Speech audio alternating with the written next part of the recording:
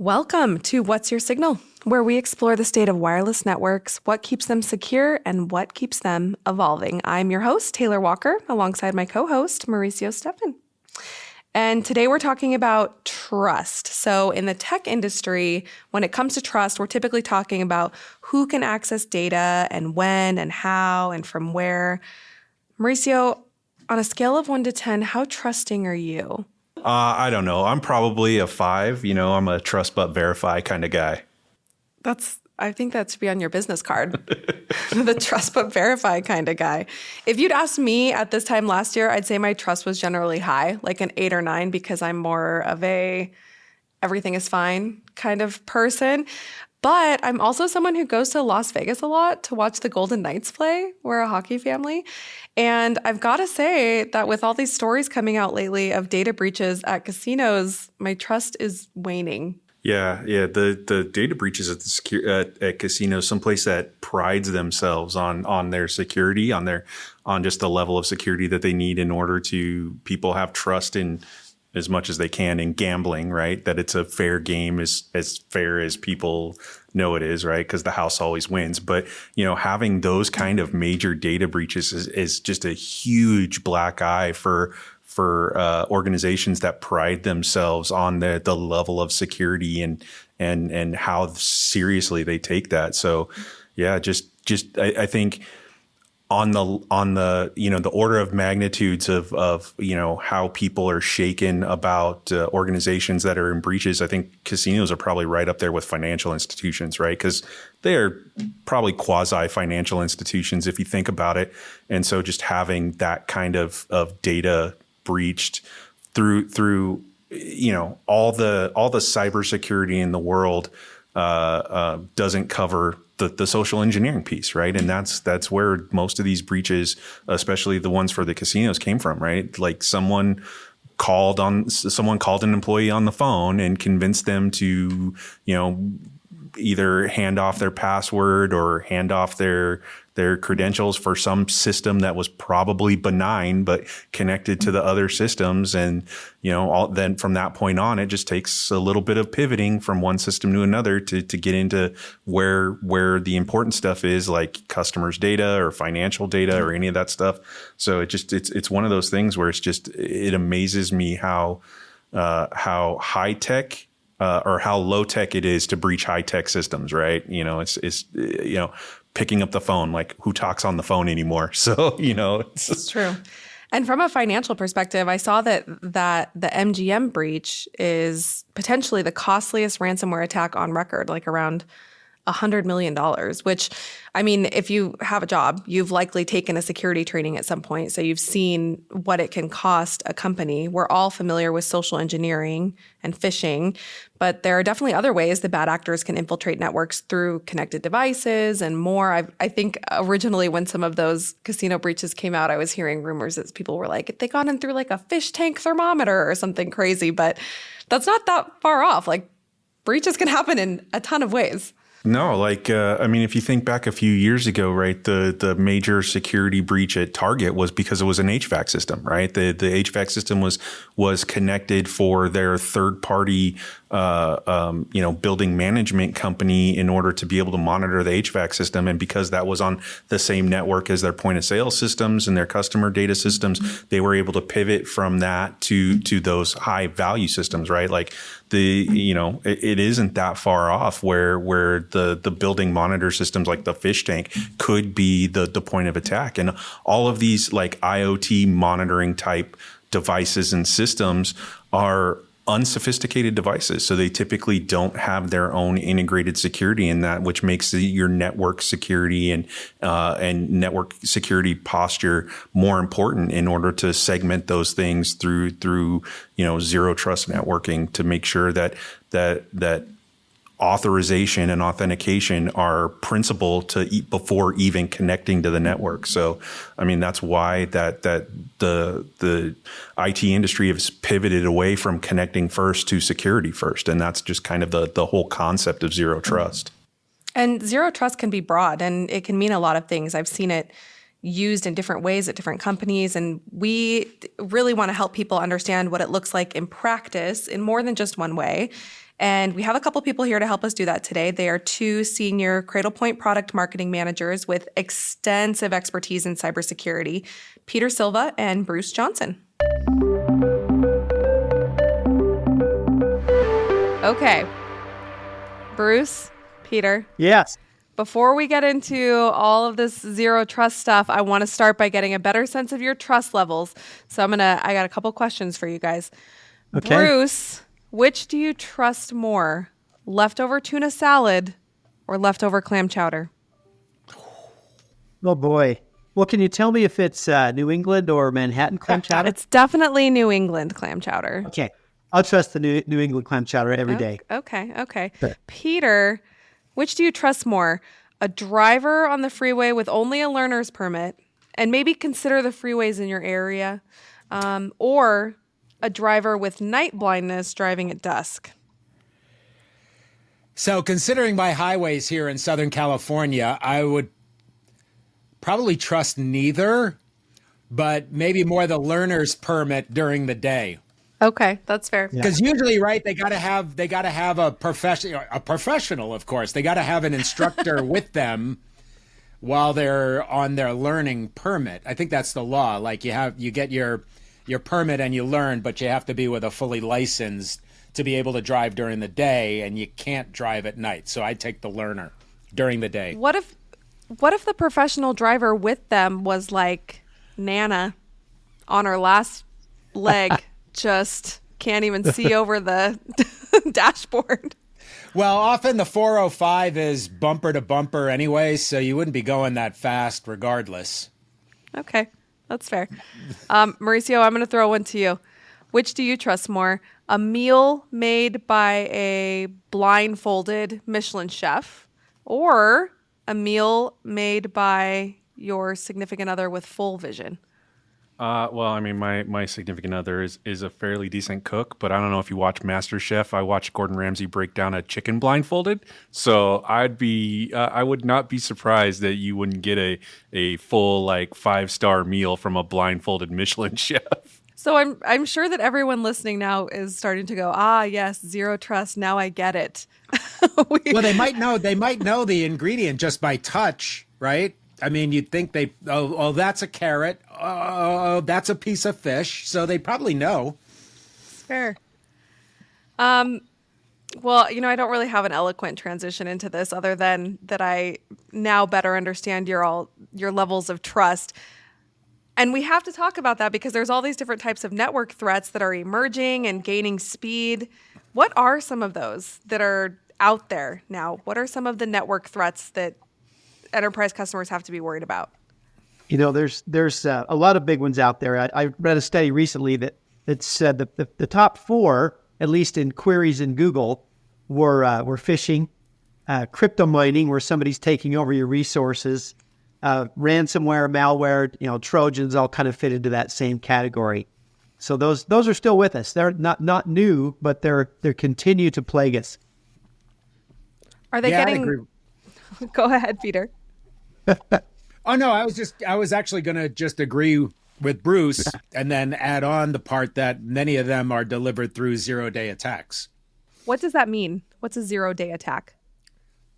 So a 0-day attack is essentially, if we take a step back, a lot of the security devices that are in line to help detect and protect organizations are oftentimes based on signatures. So when a new vulnerability comes out, there's often a CVE assigned and a relative score assigned to it. But essentially a 0-day attack is an attack that nobody is aware of, or that it hasn't been out in the wild. There is no signature that's created to then add to these devices to then detect it as it's coming through the systems. And if there's no signature to detect it, oftentimes these threats will go straight through because the device itself's like, you don't match anything, come on in.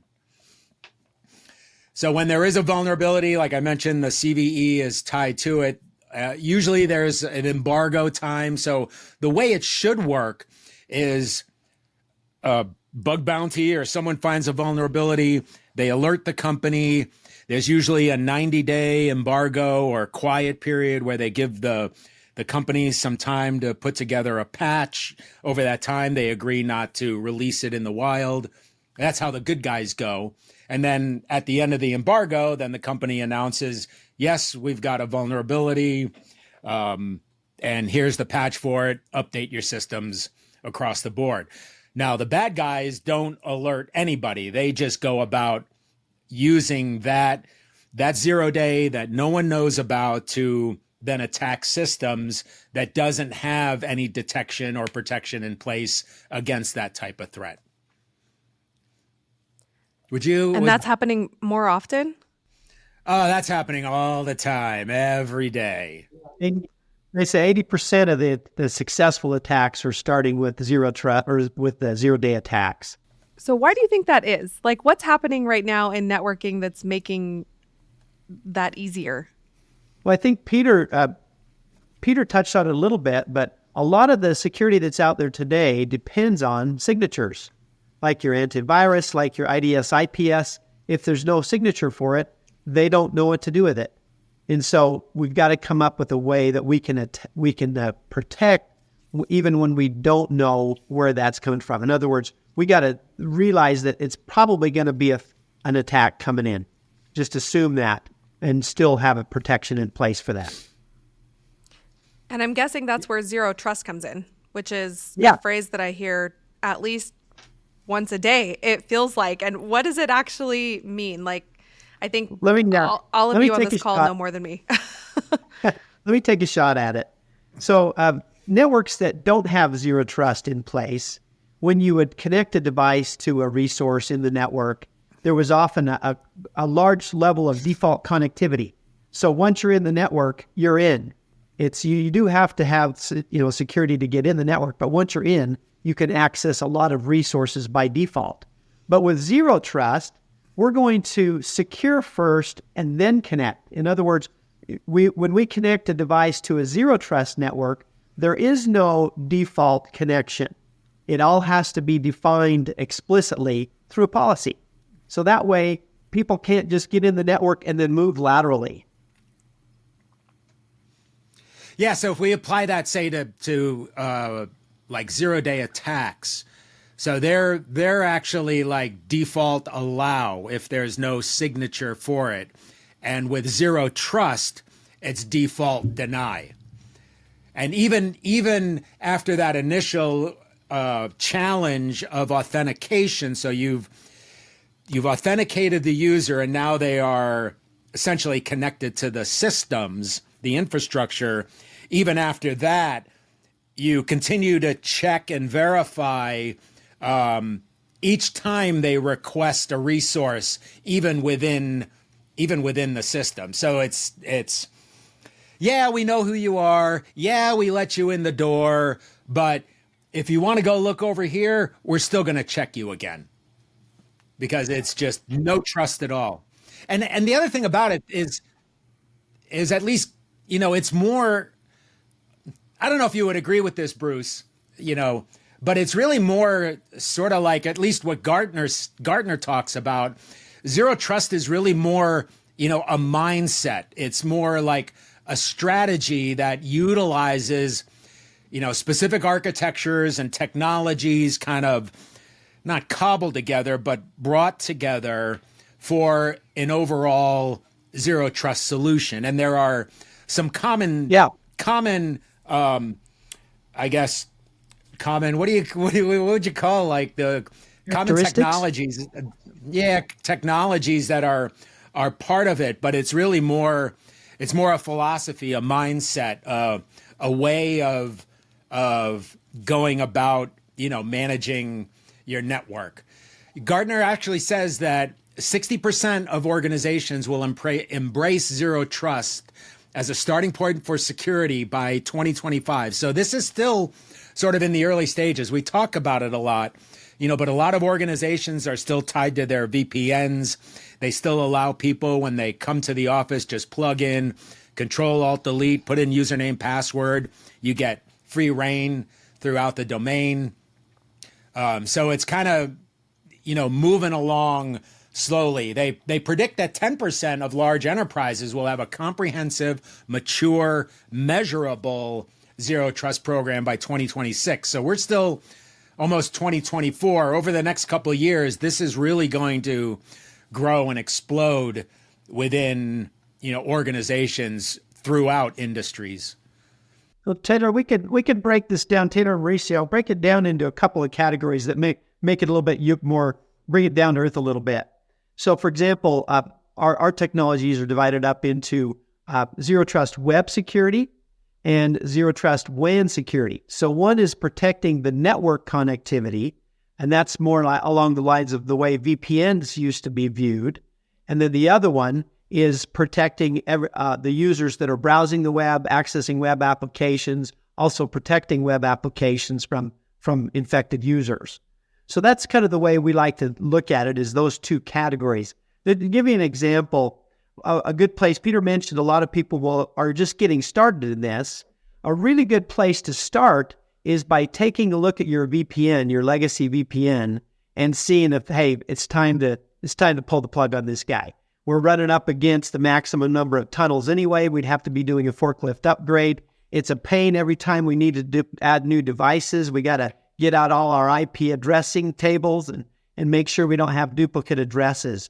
So let's just use an easy example to contrast zero trust WAN security and zero trust or a VPN. Okay, both of them use encryption, so you got an encrypted tunnel across the internet. But the difference is, think of it like an elevator. I checked into the hotel the other day and they gave me a key card.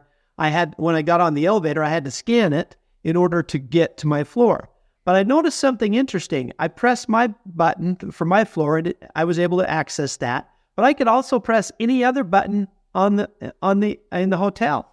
So that's similar to a VPN. Once you're in, you're in. So it's easy to move laterally and get to places where you really shouldn't be going. And in that case, it's easier to go and see what room service has been left in the hallway, and you can just steal off of those trays. Yeah. Yeah, they leave a lot of good stuff out there. They oftentimes they don't even open those little ketchup bottles, and so you can take. So compare that with a zero trust. Cradlepoint headquarters in Boise just put in a new elevator system, and when you scan your badge in that elevator, you can only get to the floor that you are allowed to go to. It doesn't matter what other buttons you push, it won't allow you to go there because there's a specific policy of where you can go in the network. So that's kind of just a quick analogy, but definitely replacing legacy VPNs with zero trust is a great place to start.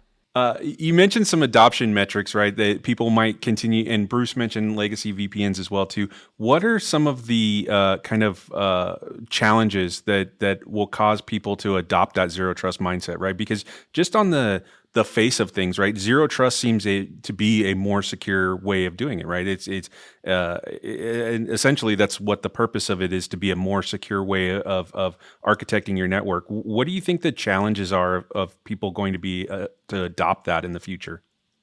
Well, really, Letty, like many analysts, suggest prioritizing an organization's highest risks and combining the zero trust initiatives with other security strategies to kind of start. And so it's sort of starting small, and hopefully they already kind of have, there's this, people talk about the OWASP top 10 for, web.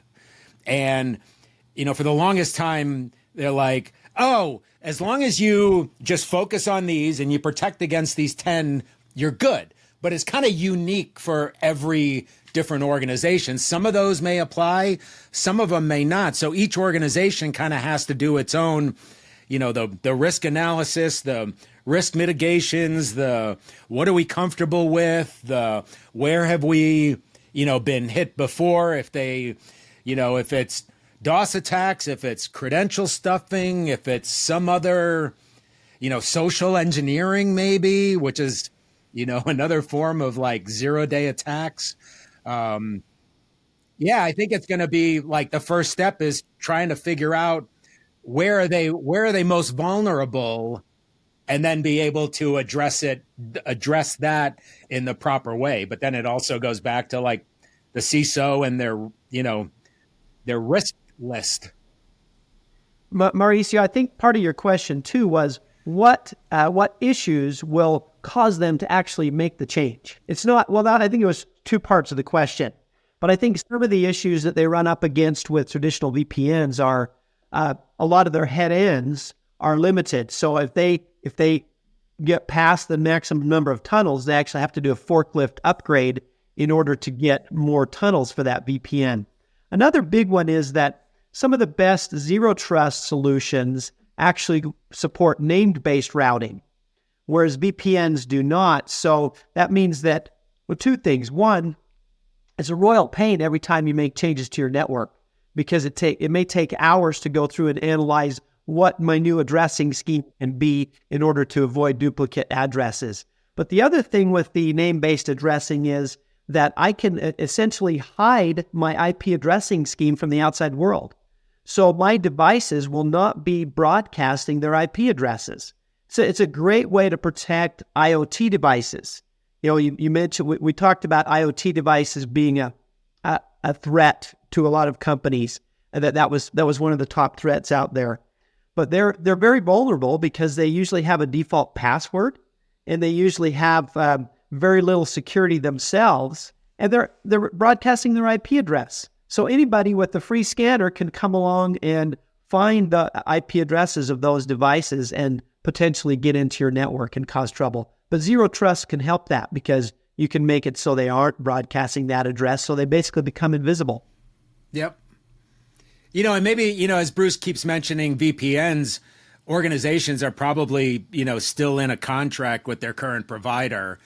They might have signed a 3-year or whatever it was a couple of years ago, and it might just be cost prohibitive to just rip it all out and go with something new. They may more than likely just wait until, the current VPN contract or what have you is up and then start exploring this new way of doing things.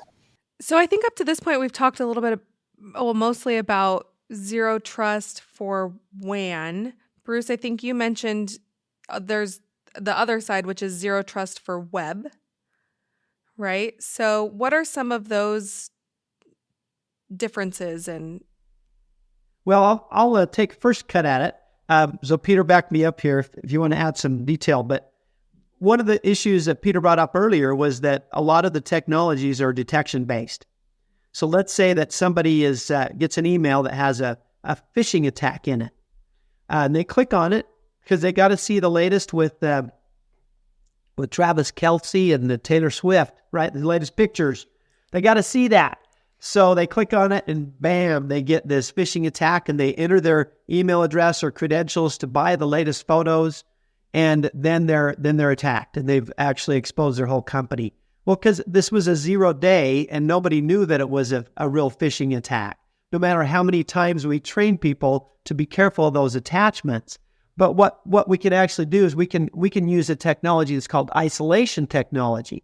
And that's a form of zero trust.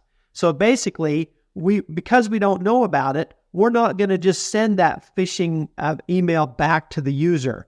We're going to isolate it in a container in the cloud, sanitize it, and send a rendering back to that user.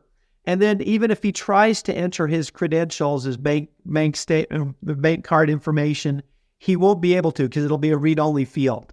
So we can use that isolation technology to make it so that even if he clicks on it, he's still protected. Bruce is really getting the story down for sure. Nice job. Yeah, so you think about it as sort of like an air gap between the people and their devices and the applications themselves. And everything has to go through that isolated cloud container. As Bruce mentioned, there are some mechanisms in there to check files and make sites read-only if there's unknown threats on there. But I don't know. I've said this a lot on a few programs, I guess. But I come from that application delivery and application services and VPN and reverse proxies and all that stuff, talking about security and protecting applications. And I'm literally convinced now that isolating, whether it's isolating the application itself or isolating the browser, is really the only true zero trust out there, because we don't trust nothing. And you're going to be stuck in that container until we're done. Like, there's nowhere to go after that. And if somebody wants to attack that container, they're just, they're attacking pixels. They're not even getting to the real code. They can't even see the, like the application server's underlying code. And, and that's how a lot of these, they'll kind of see, oh, they're on IIS, or, oh, they're running this, or I know a vulnerability for that server code. Let's go at it. They don't even get anywhere near the application server because they're stuck out in this air gap. They're kind of like in a straitjacket, and they, in a padded room, and can't go anywhere. Everything happens in there. And then once you're done, then all the room and the clouds and the straitjacket goes away because you close the tab on your browser. So what do these zero trust solutions mean from a user experience, though? Because the way you're describing it, does that mean I'm like trying to log into something, or I click a link and now I'm just like waiting? No, actually, the user experience often, people in isolated sessions don't even know they're in it. So the user experience is exactly as if, so think about it. One of the ways we describe it is if you have your laptop and you're playing a movie on your laptop, or even a Blu-ray player, and there's the HDMI cable is coming from the laptop to the TV monitor. Now the movie is playing on the laptop, and CPU's going and all that, but only the audio and the video are going to the monitor. And so think of that as the pixels that are going to the end user's browser is kind of like that, where the movie ain't playing on the browser. And so in a web session, active content, active scripts, JavaScript, some of that malicious stuff is not even executing in the browser. It's executing in that isolated container. So if there is any malicious active code, it doesn't impact the laptop, computer, browser at all, because it's literally separated from, and you're only kind of getting. I've thought about various ways to describe this, whether it's sort of like this mirror image that's flipped because you're just getting the reflection of it. It's sort of like the HDMI example, but you're sort of just, you're not getting any of the active content. You're getting the representation of, the reproduction of, the reasonable facsimile of what's happening being delivered from the application server. So Taylor, a couple of additional points there. One is that they're using the same browser. So, like Peter said, they don't know that they're going through some container or some RBI system. The other thing is that in some cases, depending on how much you can actually set your thresholds, depending on how much of your traffic you have isolated, there may be some slight impact on performance, but you can dial that wherever you need it to be in your company. Yeah, and you also have a lot of control. So even within that isolated container, you, like as Bruce mentioned with the phishing site, you can make a site read only, so you can't key any items in. There's I heard of this story of this school where they had ransomware, and then the school paid the ransom and cleaned everything up, and then within a couple of days they got infected again. So they paid the ransomware a second time, cleaned up the entire system. So they brought in Ericom to deploy the isolation solution, the RBI, the remote browser isolation. And so then when they flipped the switches all back on again, this one particular teacher, every time the system came back up, they went to Dropbox and they were re-grabbing their files from Dropbox. And it wasn't until they were going through the isolation where there's, as Bruce mentioned, like the content disarm and reconstruction and the antivirus stuff and all of the checking stuff. It was at that moment when all the bells and whistles went off as the Dropbox file was being delivered through that isolated container to the teacher, that the school then realized where the malware and the ransomware was coming from.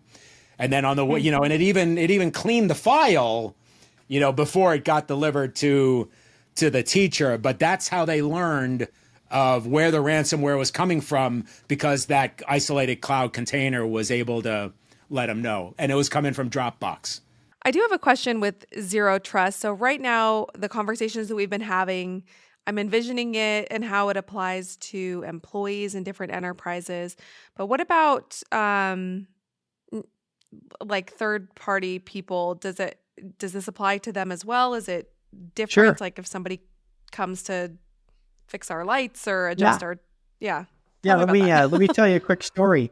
I live in Kaysville, Utah, or Fruit Heights technically, and they've got some parks, really nice parks, and they put in a new bathroom in one of the parks, and it's already been vandalized a couple times. That's really unusual for this area.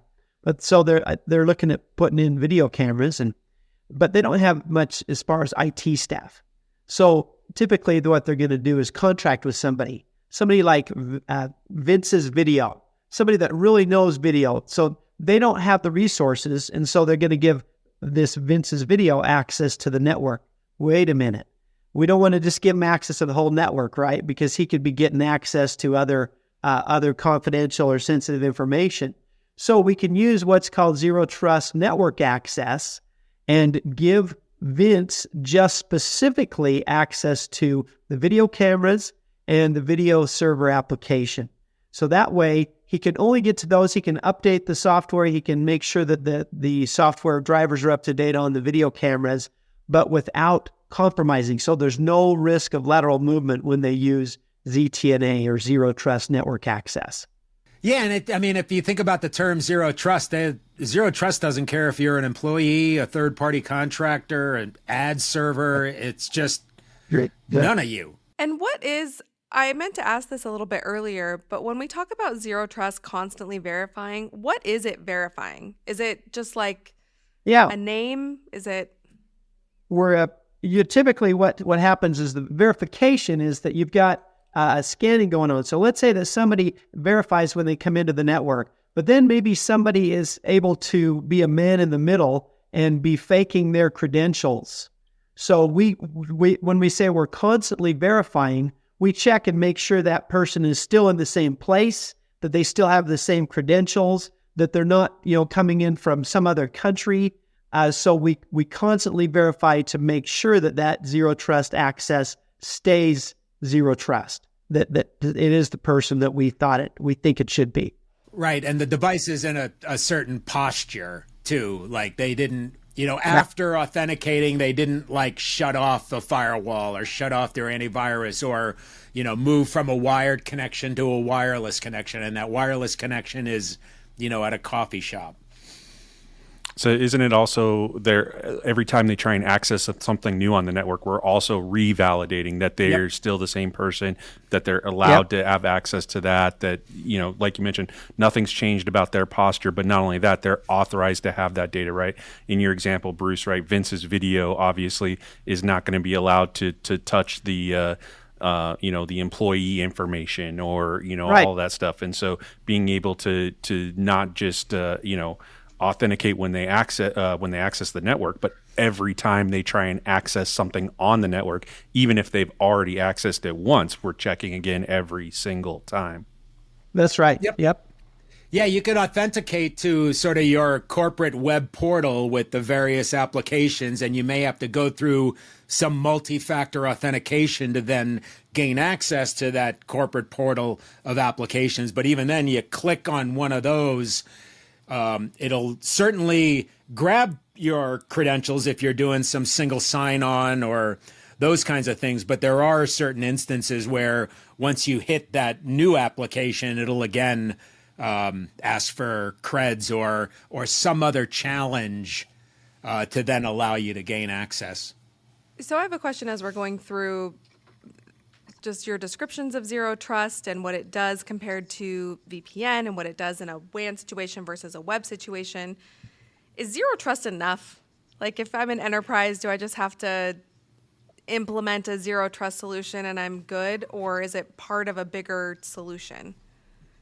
It's kind of the underlying architecture, like Peter mentioned earlier. It's a frame of mind, so to speak, is that we don't want to give people more access than they need, because then we run the risk of lateral movement within the network.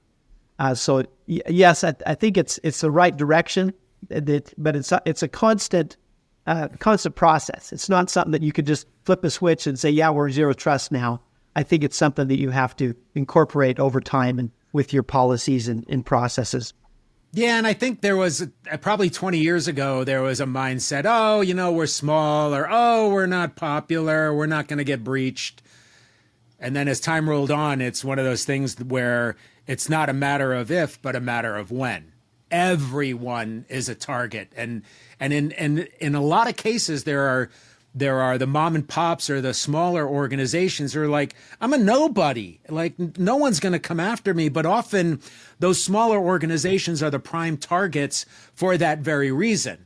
The Fortune 500s have, staffs up and down the boulevard, security folks managing, monitoring. They got a lot of budget to protect the infrastructure, where the small organizations might not have an IT staff. And so, they're kind of like perfect pigeons to pick off. That's kind of hard to say, perfect pigeons to pick off, when you're going about an attack.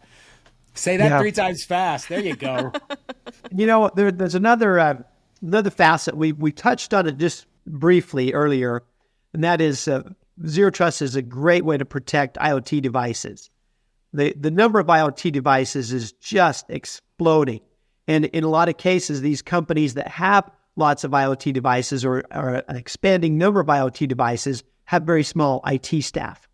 So zero trust WAN security can actually protect those devices. And the way it does it is, we mentioned earlier about the name-based addressing, so that they're not broadcasting their IP addresses, right?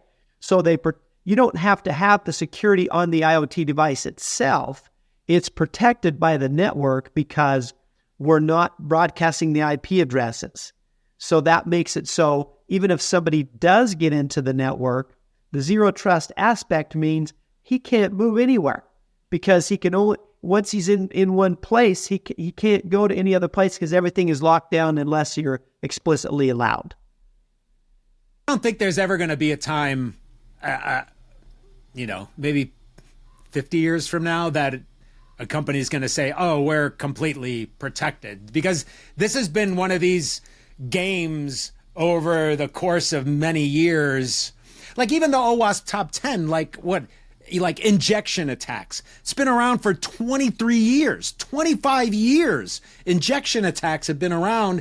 And you'd think by now, like, they'd be like, okay, we've solved it. But it's still on the list. Like, that's kind of the thing. It's continuously evolving. New technologies come out to, protect organizations. But, the bad guys also have funding. They're highly technical. They don't have to play by the rules. And so they can kind of do things that maybe an organization that's tied to regulations and has to, they have some merit to them and all that.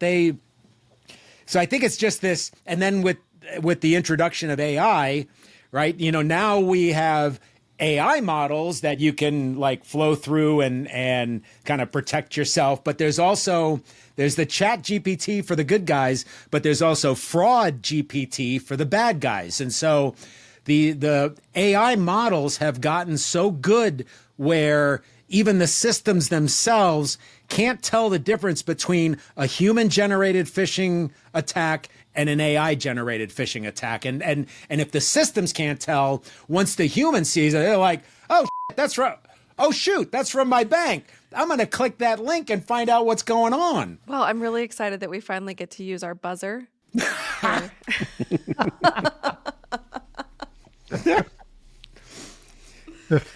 Oh boy. I totally thought I was going to be the first one bleeped on this podcast, but Guilty as charged. My money was on And you Peter even the whole warned time. me. You warned me the last time. I Watch did. the F-bombs. I've done pretty you watched well the so F far. ones. You forgot about the S. Yeah. Well, Peter, I feel like the last thing you said just makes me wonder. It's just this constant, when it comes to security, it just feels like this constant cat and mouse game, right? Like we're just going to have to keep evolving and keep. Yeah. I mean, if you It's think hard to about keep back up. in the day, there were network firewalls, and that was, Checkpoint was the stateful inspection, and Raptor was the proxy firewall. And then as things moved on, then web application firewalls came into place because network firewalls only understood, layers 2 and 3, maybe 4. So IP, UDP, they didn't understand HTTP. So web application firewalls came along to protect web applications because they understood HTTP and could then decrypt HTTPS. And that's another threat that's out there is malware coming through encryption.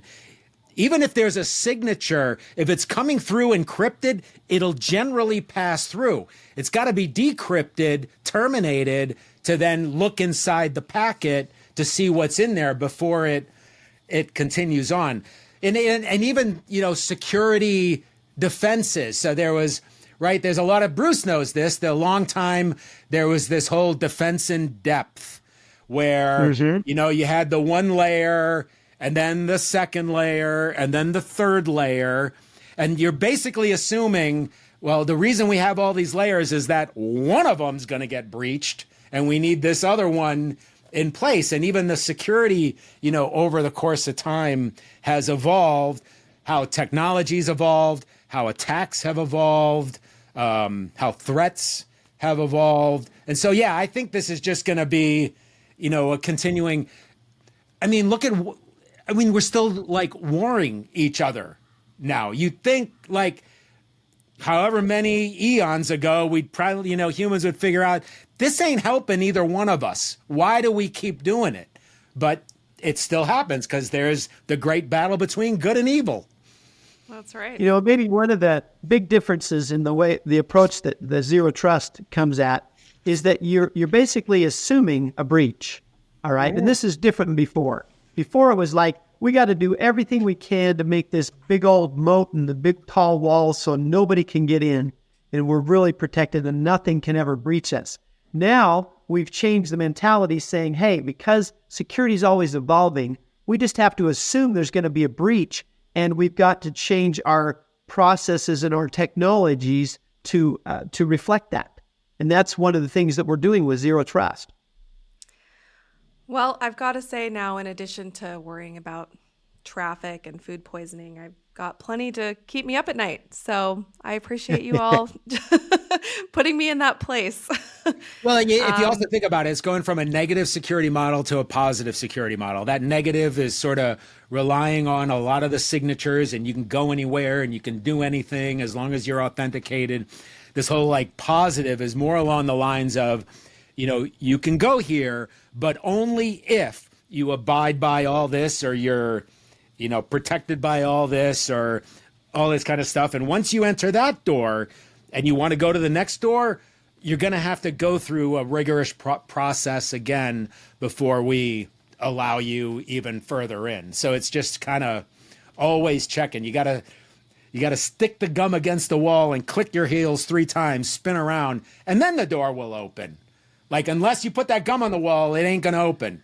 Like, that's zero trust. Well, I think you guys have given us plenty of ways to envision zero trust and understand the broad meanings of it and what it looks like in practice. So, Peter, Bruce, thank you guys so much for joining us and giving us this perspective. This is really fun. Our Thanks pleasure. for having us. All righty. Take care. Thanks, Appreciate guys. it. Well, Mauricio, I am terrified.